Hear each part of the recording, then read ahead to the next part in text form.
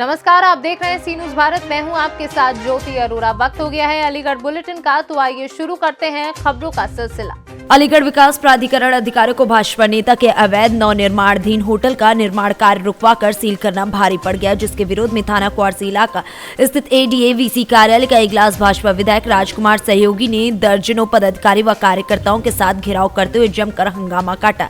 इस दौरान भाजपाइयों का आरोप ये भी है कि एडीए के एक जे ने भाजपा के सातों विधायकों पर हर कार्य में हस्तक्षेप कर हिस्सा मांगने का गंभीर आरोप लगाया है, जिससे विधायक समेत भाजपाई आक्रोशित हैं। प्राप्त जानकारी के अनुसार थाना रोरावर क्षेत्र के नादाब जितपुर में भाजपा युवा मोर्चा के जिला मंत्री विक्की चौधरी का एक होटल निर्माण कार्य चल रहा है, जिसको हाल ही में एडीए की टीम ने पहुंचकर निर्माण कार्य रुकवाते हुए सील कर दिया था। भाजपाइयों का कहना है कि होटल के नक्शे की फाइल एडीए ऑफिस में पहुंची हुई है, लेकिन अधिकारी गढ़ फाइल पास नहीं कर रहे।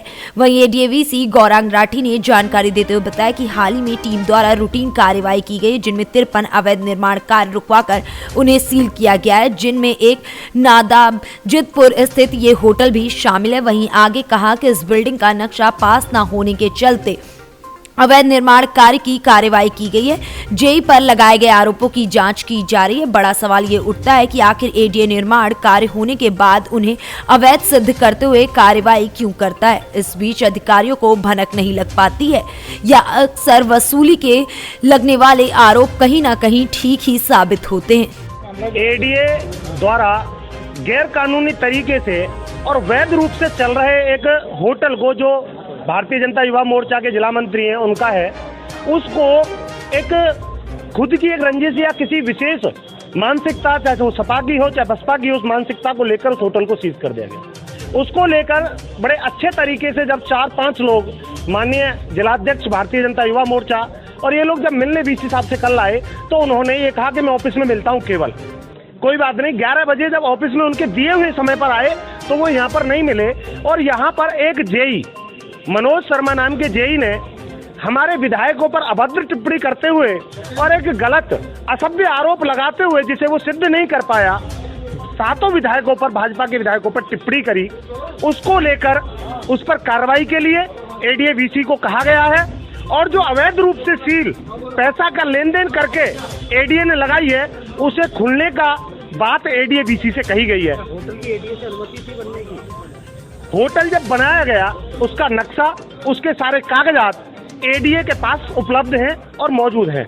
पूरी फाइल तैयार करके जैसे एक कानूनन की जा सकती है वो कराई गई, लेकिन यहाँ पर इन्होंने पैसे के लालच में उसे अप्रूव नहीं किया, और जब वो संचालित होना शुरू हो गया तो किसी के कहने पर और कहीं लेन देन करके उन्होंने उस पर सील लगा दी।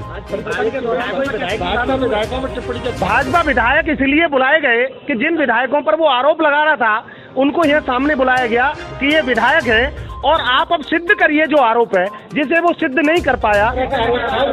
आरोप वो ये लगा रहे थे कि वो फोन पे लगातार हमसे लेन देन की बात होती है विधायकों से, यानी कि वो अपने आप को ये प्रूव कर रहा है कि मैं लेन देन खुद करता हूँ, लेकिन विधायकों पे जो आरोप सम्मिलित उसने किया उसे वो सिद्ध नहीं कर पाया। अब हमारी मांग है कि जेई को सस्पेंड किया जाए, और मुझे जो सूचना अभी मिली है, अंदर हमारे पदाधिकारी बैठे हैं, विधायक जी भी बैठे, कि उस जेई को जिसने बिना किसी साक्ष्य के ऐसा आरोप लगाया, किसी दूसरी सत्ता की मानसिकता से या दूसरे पार्टी सरकार विचारधारा से या किसी से भी, उसको लेकर सस्पेंड उसे कर दिया गया है। बीसी का क्या रोल रहा?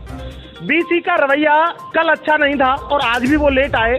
उन्हें जो मिलना चाहिए जनता से या पदाधिकारियों से वो ठीक नहीं था, उसके लिए भी उन्होंने खेद प्रकट किया है, और निश्चित रूप से वो करना भी चाहिए। वो अधिकारी हैं, आगे उस चीज़ को सुधारेंगे, ऐसा उन्होंने कहा है। प्रचलित वहाँ में अलीगढ़ विकास प्राधिकरण द्वारा सीलिंग की कार्रवाई की गई, तो अवैध निर्माण है। अवैध निर्माण की जो कार्रवाई है वो शासन स्तर से लगातार मॉनिटर होती है, और इसी के बेसिस पे ही जो प्राधिकरण है वो शहर में इरेगुलराइज ग्रोथ को रोकता है, और इसके साथ साथ जो अवैध हैं उनसे कंपाउंडिंग करके अपना जो राजस्व है उसको भी अर्न करता है। शासन की प्राथमिकता का बिंदु है, और हर ट्यूसडे इस पर प्रमुख सचिव साहब बैठक भी लेते हैं। इसी क्रम में ये कार्रवाई हुई थी, तो कुछ 1-2 कार्रवाई को लेके आप लोग अपना पक्ष रखने आए थे कि ये कार्रवाई, इसमें नोटिस पहले गया था, अभी इस पर कार्रवाई करीब 1 साल बाद हुई है। तो इसमें तकनीकी डिटेल्स हैं। ये बात प्रथम दृष्टया है, उसमें जो अवैध सीलिंग जो हुई थी कार्रवाई है ना, उसमें जो हमारे वरिष्ठ प्रभारी हैं उनके लेवल पे लगातार ये हो रही है। करीब 53 ऑलरेडी अवैध निर्माण सील हुए हैं और अलीगढ़ जैसे शहर के लिए इम्पोर्टेंट है कि हम इरेगुलराइज ग्रोथ को रोकें। तो ये बिंदु थी, उसमें उन्होंने अपना पक्ष रखा। मेरे स्तर पे उसको प्रॉपरली और डिटेल में देखा जाएगा कि अगर कहीं तकनीकी लैप्स हुआ है उसको प्रॉपर कर लिया जाए। दूसरा बिंदु जो था उसमें जेई की टिप्पणी को लेकर था। हालांकि किसी के पास उसका अभी कोई साक्ष्य नहीं है, इसके बावजूद भी चूंकि ये गंभीर मसला है, इस प्रकार की कोई भी टिप्पणी जो है वो कतई एक्सेप्टेबल नहीं है, उसकी भर्त्सना की जाती है। और इसको मेरे स्तर पे और चेयरमैन साहब के स्तर पर चूँकि आज बोर्ड बैठक भी है प्राधिकरण की, तो उसको भी इस विषय को रखा जाएगा और उस पर समुचित तत्काल एक कार्रवाई भी की जाएगी। सर, एक बड़ी सवाल है सर, होटल का जो निर्माण था वो वैध था या अवैध था? जैसा मैंने कहा कि हमारे वरिष्ठ प्रभारी एक टीम है जो इस कार्य को देखती है, उनकी रिपोर्ट के हिसाब से उन्होंने पूरी कार्रवाई करी है। निर्माण अवैध था। चूँकि ये पक्ष रखा गया मेरे सामने, तो अब मेरे स्तर पे भी इसका एक बार पूरा देखा जाएगा कि हर तरह से हर पक्ष को देखा गया है कि नहीं, उसके बाद ही मेरी तरफ से ऑफिशियल आपको टिप्पणी मिलेगी। सर, जे के खिलाफ जिन पे आरोप लगाए गए, क्या कोई जांच बिठाई है आपके द्वारा? मेरे पास रिटर्न में जांच जैसी शिकायत जैसी प्राप्त होगी उसके बेसिस पे हम तत्काल जांच इनिशिएट करेंगे। आपने आश्वासन दिया है कि उसके खिलाफ तो आश्वासन बिल्कुल शासन निलंबन की कार्रवाई करा दी जा रही है, दिखा जा रहा है, तो ऐसा है कुछ? जो हमारी पक्ष से बात हुई उसमें यही बिंदु आई है कि हम लोग जैसे ही वो लिख कर देंगे, उसमें आप लोग लिख कर देंगे कि किसी भी कार्रवाई का जो बुनियादी होती है वो किसी शिकायत की बेसिस पे होती है। हम उसका पक्ष भी लेंगे जो कि एक कार्रवाई कहता है कि नैसर्गिक न्याय की जो प्रक्रिया वो कैसी है, बट हाँ इसको हम एक्सपेडाइट करवाएंगे। क्या बताएं? कल ऐसा है कि हमारे एक कार्यकर्ता के यहाँ पर सीलिंग की कार्रवाई की, लेकिन मैं यहाँ से देख रहा हूँ कि अगर पूरे जिले की बात की जाए तो 70 से 80% अवैध निर्माण है और इन्होंने एकदम चूज करके, क्योंकि सरकार सत्ता में दोबारा वापस आ रही है 350 सीटों के साथ में, तो इनकी जो मानसिक स्थिति है वो थोड़ा सा चेंज हो गई है भारतीय जनता पार्टी के खिलाफ। इसलिए इन्होंने भारतीय जनता पार्टी के चुन के पदाधिकारियों के साथ में ऐसी कार्रवाई की है। तो क्या अभी तक आप लोग समझ नहीं पा रहे, इन लोगों का आरोप लगा रहे हैं कि लोग सत्ता सत्ता कर 1 साल से या तैनात हैं, तो क्या अभी तक आपकी जानकारी नहीं ऐसा अधिकारी बसपा ऐसा है सपा के हैं? ऐसा है कि अगर ये पहले से ऐसी कार्रवाई करते, अगर इनको 2 महीने पहले या 1.5 महीने पहले, चुनाव से पहले, अभी याद आ रहा है ये दिन कहाँ से निकल कर आया, अगर इनको कार्रवाई करनी थी तो 6 महीने पहले करते, 1 साल पहले करते। अब आश्वासन क्या मिला? आश्वासन ये मिला है कि मैंने कहा है कि 70 से 80% जो अवैध निर्माण हैं उनके खिलाफ उनको सीज कीजिए। अगर यहाँ पर हमारे पदाधिकारी की जो बिल्डिंग बनी हुई है और इसका नक्शा पास कराने के लिए दे रखा है और सारी चीजें ठीक तरह का बयान दिया सार्वजनिक के सातों विधायक जहाँ घूस लेते हैं, उस विषय में हमको जानकारी, अब हम लोग इलेक्शन में जाने वाले हैं, सभी हमारे कार्यकर्ता थे, सबको जानकारी में आना चाहिए कि हमारे विधायक लोग जो है सरकार में रहकर कितना सेवा कर रहे हैं, कितना ईमानदारी से काम कर रहे हैं। एक अधिकारी इस तरह से लांछन लगाएगा, उसके लिए हम लोग आए, तो वीसी ने हमको आश्वासन दिया उसको सख्त कार्रवाई उसके खिलाफ होगी। ये हमको वो अभी डिपार्टमेंटली अपनी कार्रवाई करेंगे। क्या मामला क्या था जिसको लेकर ये तरीके की बात है? होटल वाली क्या घटना है? जैसे कि ये लोग सील लगा रहे हैं अलीगढ़ में, तो हमने ये कहा कि भाई जब आज से 2 साल पहले 3 साल पहले उसका निर्माण चल रहा था, तब आपने क्यों नहीं रोका उसको? अब क्यों आपने जब चलते हुए किसी चीज पे क्यों सील लगाई? होटल की अनुमति थी? हाँ, उसका नक्शा दे रखा है, पास कराने के लिए दे रखा है, पास नहीं हुआ पर दे रखा है। विधायक जी एक उदाहरण के तौर पे आप कोई लाइसेंस खरीद लाएं और आपका लाइसेंस न बने, कलेक्टर कार्यालय में पड़ा रहे, तो आप इसको कितना जस्टिफाई करेंगे? कैसा मेरा वहाँ खड़ा हुआ है लेकिन मैं अपने घर बंदूक ले आया, बताओ जरा। पत्रकार महोदय यहाँ जो हुआ है, जो एक बात एडीए-बीसी की किस तरीके की भूमिका मिली पूरे मामले में? उन्होंने पूरी बात को सुना, सुन करके उन्होंने उस पर कार्रवाई करने का आश्वासन दिया, पूरी बात को सुना। नहीं, उन पर 3 जिम्मेदारियां हैं, स्मार्ट सिटी की भी जिम्मेदारी है, बीसी की जिम्मेदारी है, विकास प्राधिकरण की, तो वो दोनों तरफ बीसी की बैठक में थे, इसलिए उनका आने में देर हो गई है। वो अपना कार्रवाई करेंगे, अब उसमें देखेंगे, अगर उसमें नक्शा पास है तो खोलेंगे उसको सील। अलीगढ़ से सी न्यूज संवाददाता संजीव शर्मा की रिपोर्ट। अलीगढ़ के थाना गांधी पार्क इलाके में स्थित श्री वार्ष्णेय महाविद्यालय में दलित छात्र छात्राओं के साथ एडमिशन प्रक्रिया में धांधली का मामला सामने आया, जिसको लेकर छात्र छात्राओं एवं अभिभावकों ने प्रधानाचार्य का घेराव कर कॉलेज कैंपस में जमकर हंगामा काटा। कॉलेज प्रशासन पर आरोप है कि एडमिशन प्रक्रिया में दलित छात्रों की 90%, 95% और 100% से अधिक मेरिट बनाने के बाद भी प्रवेश से वांछित कर दिया गया है, जबकि जनरल व अन्य कास्ट के छात्र छात्राओं को मात्र 65% पर ही एडमिशन लिस्ट में शामिल करके लिस्ट जारी कर दी गई है, जिसको लेकर दलित छात्र छात्राएं अपने अभिभावकों के साथ कैंपस पहुंचे और हंगामा शुरू कर दिया। इस भीड़ में दलित समाज को रिप्रेजेंट करने वाले भाजपा के युवा नेता भी शामिल हैं। छात्र छात्राओं का आरोप है कि पिछले कई दिनों से कॉलेज के चक्कर लगा रहे हैं, अब लिस्ट जारी करके एडमिशन से मना कर दिया है। वहीं कुछ छात्रों ने इस मामले को लेकर आरक्षण नीति की अनदेखी और SC/ST एक्ट के तहत पुलिस कंप्लेन की बात भी कही है। हालांकि कॉलेज प्रशासन इस बात की भी पुष्टि कर रहा है कि ये बात सच है कि लिस्ट में आरक्षण नीति को फॉलो नहीं किया गया है, जिसके चलते मामले की जांच की जा रही है। देखिए, ये श्री वार्ष्णेय महाविद्यालय का मामला है, जहां एक तरफ भारतीय जनता पार्टी की सरकार, मोदी जी की सरकार बेटी पढ़ाओ बेटी बचाओ को लेकर आगे चल रही है। यहां तक के NC से लेकर स्नातक तक की SC के बच्चों की शिक्षा मुफ्त कर दी गई है, उनको बढ़ाने का काम कर रही है, जिससे कि SC के बच्चे भी आगे बढ़कर अपने हर क्षेत्र में योगदान दे सकें। वहीं एक श्री वार्ष्णेय महाविद्यालय का मामला सामने आया है कि यहाँ पर SC के जो बच्चे पात्र हैं एडमिशन प्रक्रिया में, उनका एडमिशन नहीं लिया गया है, जबकि अन्य जो जनरल कास्ट के बच्चे हैं उनका 65% तक का जो बच्चे हैं उनका एडमिशन ले लिया गया है। यहाँ तक के SC के बच्चों के 88, 103, 90 तक के बच्चे हैं, उनका एडमिशन नहीं लिया गया है। सूचना मिली है, काफ़ी अभिभावक और बच्चे यहाँ पर आए हुए हैं, मुझे भी सूचना मिली, मैं भी यहाँ पर आया हूँ। सीधे तौर पर यहाँ पर संविधान को चुनौती दी गई है, जहाँ संविधान में सरकारी आरक्षण नीति लागू है कि प्रत्येक SC, OBC और सब वर्ग को एडमिशन से लेकर नौकरी तक सबको आरक्षण दिया जाता है। वहीं ये लोग एडमिशन प्रक्रिया में धांधलेबाजी कर रहे हैं। यहाँ पर ये सब लोग मिले हुए हैं, कॉलेज प्रशासन के लोग अभी तक ये बता के नहीं दे रहे हैं कि आखिर कमी किसकी है। ये स्वीकार भी कर रहे हैं कि हाँ गलती है और हमने प्रवेश प्रक्रिया रोक दी गई है, लेकिन उसकी जो कमी है वो तय नहीं कर रहे हैं कि जिम्मेदारी किसकी है, ये किसने की है। लिस्ट जो आउट हुई है बिना सिग्नेचर के हुई है प्रिंसिपल के, जबकि कोई भी लिस्ट, कोई भी जो काम होगा बिना प्रिंसिपल के सिग्नेचर के नहीं होता है। अभी हमने जो लिस्ट देखी है उसमें प्रिंसिपल के सिग्नेचर ही नहीं है और कोई भी बताने के लिए तैयार नहीं है कि ये जो लिस्ट आउट हुई है वो किसके सिग्नेचर या किसके कहने से हुई है, इसका जिम्मेदार कौन है। हम सब लोग यहाँ पर आए हुए हैं, इन पर कार्रवाई की मांग कर रहे हैं कि इनके खिलाफ कठोरतम कानूनन कार्रवाई होनी चाहिए। जो पात्र SC के बच्चे हैं उनका एडमिशन होना चाहिए। जो अब तक एडमिशन प्रक्रिया जो गलत तरीके से धांधलीबाजी हुई है उस पर रोक लग के जो पात्र बच्चे हैं उनको एडमिशन का मौका मिलना चाहिए। हम इन बच्चों को न्याय दिलाने के लिए किसी भी कीमत पर, किसी भी हद तक जाने के लिए तैयार हैं। हम पीछे हटने वाले नहीं हैं। दोषियों के खिलाफ कड़ी कार्रवाई की मांग करते हैं और कार्रवाई कराकर ही दम लेंगे। संजू बजाज, जिला मंत्री, भारतीय जनता पार्टी। मामला है कि मेरा एडमिशन नहीं हुआ है अभी तक और मैं 3 महीने से स्कूल के चक्कर लगा रहा हूँ, अभी तक मेरा एडमिशन में कोई सुनवाई नहीं हुई है। क्या कह देते हैं सर कह देते हैं कि आपके नंबर का में कोई दिक्कत नहीं है। और मैं आया था 21 तारीख को, तो मैंने एप्लीकेशन दी थी इसको री एग्ज़ाम वाली, मेरे नंबर पहले कम थे तो मैंने री एग्ज़ाम वाली दे दी एप्लीकेशन, उस पर कोई सुनवाई नहीं हुई अभी तक। मेरी अब 103.45 है। कहाँ रहते हैं आप? धौरा पालन। क्या नाम है आपका? जयप्रकाश।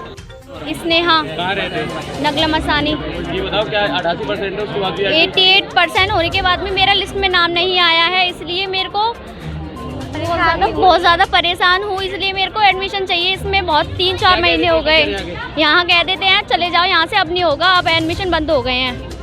क्या आप SC जाति से इस वजह से नहीं हो पा रहा है? क्या वजह है? SC जाति से हैं इसलिए। इस वजह से यहाँ पर हंगामा हो रहा है। देखिए, हंगामा एडमिशन लिस्ट के संदर्भ में हो रहा है। अब जो अभी 33% सीट बढ़ी थी उसके संदर्भ में है और किसी अव्यवस्था के कारण कोई कारण होगा उसके बाद लिस्ट कैंसिल अपहार कारणों से रोक दी गई। सर लिस्ट पे कोई साइन भी नहीं है। सर लिस्ट पे कोई साइन अब वो साइन जो लिस्ट निकालते हैं वो साइन उनके होने चाहिए। अब ये कौन लोग दोषी का मैं नहीं कह सकता, प्रशासन में कौन दोषी आएगा लिस्ट में, नहीं ऐसा कुछ नहीं है।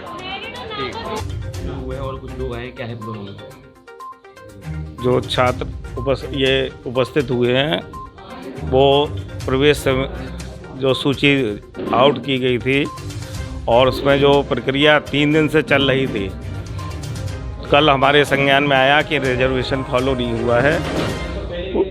जैसे ही संज्ञान में आया उस प्रक्रिया को रोक दिया गया। इसमें तो कोई साइन भी नहीं है और 65% और 88% का मामला देखने को मिल रहा है क्या? जब संज्ञान में आया तभी तो रोका गया है, और रोका गया है इसलिए। लिस्ट कब जारी की गई थी? लिस्ट जारी की गई थी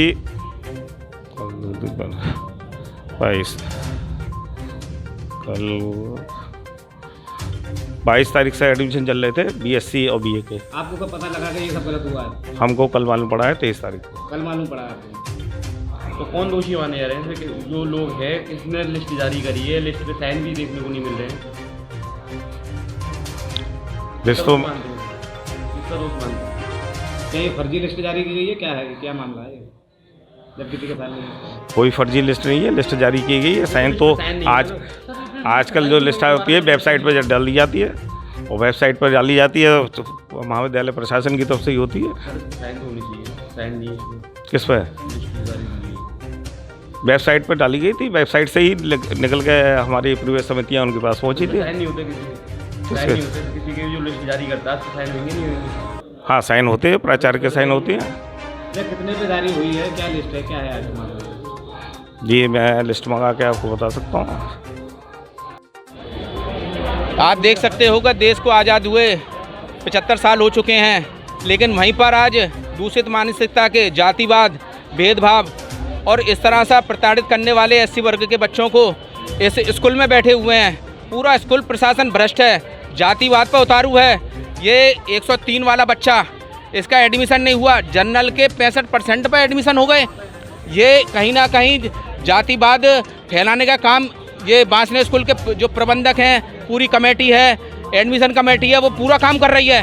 हम आज ये बच्चे हैं, ये इसके 88% है, इसके 87% है, लेकिन आप देख सकते हो कि ये 60% पे ये लिस्ट जारी कर दी जाती है। आप देख सकते हो ये 60% पे जनरल की लिस्ट जारी कर दी जाती है, जो कहीं ना कहीं जातिवाद को बढ़ावा दे रही है। देश में संविधान लागू है, संविधान के आधार पर पूरा प्रक्रिया है कि भाई जो SC के बच्चे हैं उन्हें प्रक्रिया के आधार पर लिया जाए, लेकिन वहीं जातिवाद हो रहा है। इसके विरोध में आज हमने यहाँ पर प्राचार्य का घेराव किया है। अगर यहाँ पर जो हमारे SC के बच्चे हैं उनका एडमिशन अगर लेते हैं तो ठीक है, नहीं हम कोर्ट में जाकर, ये पूरी जो एडमिशन कमेटी है वो प्रधानाचार्य हैं, एक कोई क्या नाम है उसका, अतुल गुप्ता जो है CA है, वो यहाँ पर एक जो विद्यार्थी हैं वो बता रहे थे कि अगर वो किसी पर सिग्नेचर कर देता है ना 50% वाले पे, तो उसका एडमिशन एकदम तीर के माफिक होता है। और 88-90% वाले SC के बच्चे बेचारे 103 बच्चे ये बेचारे गेट के बाहर घूम रहा है। इसके माता पिता मजदूरी करते हैं, ये कहाँ से पैसा लाए बेचारा। कार्रवाई ये है कि एक तो हम कार्रवाई कोर्ट में जाएंगे, हम कोर्ट में जाकर जिसके ने ये लिस्ट जारी की है 65% पे जिसने लिस्ट जारी करी है उसके खिलाफ ये बच्चा जो 103 वाला बच्चा है ये हरियाणा एक्ट में मुकदमा दर्ज कराएगा, ये गांधी पार्क थाने में। तो हमारी मांग है पहले तो जितने भी SC और BC और जनरल के बच्चे हैं मेरिट के आधार पर उनका लिस्ट वो एडमिशन किया जाए, और जो भी ये लिस्ट बनी है इसको निरस्त किया जाए। अभी तक कोई आश्वासन नहीं दिया गया है, और अभी हम सिटी मजिस्ट्रेट को और SO गांधी पार्क को बुला रहे हैं। हम यहाँ से शाम तक नहीं हटने वाले। जिसने ये लिस्ट जारी की पहले तो उसे सस्पेंड किया जाए। पहले तो हमारी ये मांग है जिसने ये जातिवाद फैलाने का काम किया है उसे सस्पेंड कराने की मांग है, और जो बच्चे हैं उनका एडमिशन सुचारू रूप से बिना जातिवाद, बिना भेदभाव, इनके क्वालिफाई और इनके जो आधार पर हो, क्वालिफाई आधार जो कर रहे हैं उस पर हो। मेरा नाम संदेश राज वाल्मीकि है, जिला मंत्री। अलीगढ़ से सी न्यूज़ संवाददाता संजीव शर्मा की रिपोर्ट। गौमाता सेवा समिति रजी द्वारा पिछले 7 दिनों से चल रहे पंचायती खेल रोड गौशाला में श्री गौमाता सेवा समिति रजी द्वारा गौ भागवत कथा का समापन आज 7वें दिन सुदामा कृष्ण लीला के साथ हुआ, जिसमें गौशाला की अध्यक्ष कृष्णा गुप्ता ने मीडिया को जानकारी देते हुए बताया कि देवी कृष्ण प्रिया जी के मुखरविंद से पिछले 7 दिनों से हो रहे इस गौ भागवत कथा में भक्तों ने बढ़ चढ़कर हिस्सा लिया और एक से बढ़कर एक झांकी निकाली गई, जिसमें राधा कृष्ण की झांकी, सुदामा की की झांकी, लड्डू गोपाल की झांकी, भोले पार्वती की झांकी ने सभी भक्तों का कथा के दौरान मन मोह लिया। कथा के समापन के पश्चात गौशाला के कोषाध्यक्ष लक्ष्मी नारायण लक्ष्य ने बताया कि कल दिनांक 25/12/2021 को दोपहर 1 बजे से विशाल भंडारे का आयोजन गौशाला पंचायती खेर रोड पर किया जाएगा, जिसमें सभी भक्तगण सादर आमंत्रित हैं। गौशाला के मीडिया प्रभारी विशाल देशभक्त ने देवी कृष्ण प्रिया के बारे में मीडिया को जानकारी देते हुए बताया कि कृष्ण प्रिया भारत की प्रसिद्ध कथावाचिका, मोटिवेशनल स्पीकर एवं युवा समाज सेवी हैं। वो अपने आध्यात्मिक एवं वैज्ञानिक तथ्यों के समावेश पर आधारित प्रवचनों के लिए विख्यात हैं। कृष्ण प्रिया का जन्म 26 जनवरी 1997 में वृंदावन, उत्तर प्रदेश में हुआ था। उनकी माता अत्यंत भक्ति भाव वाली थी। वह सदैव पूजा भक्त एवं धार्मिक कार्यों में रहती थी, इसीलिए देवी जी के जीवन में भी भागवत भक्ति एवं सद्गुण बाल अवस्था से ही मौजूद है। देवी जी ने अब तक 300 से अधिक भागवत कर चुकी हैं। आज इस भागवत कथा के मुख्य यजमान बीना माथुर एवं रमेश चंद माथुर चारा वाले रहे। कथा में मुख्य रूप से उपस्थित महेंद्र कुमार सिंह, मयंक गोयल, अजय वार्ष्णेय, राजेंद्र प्रसाद, सुभाष महेश्वरी, हृदय कुमार, अतुल राजा जी समेत अन्य लोग उपस्थित रहे।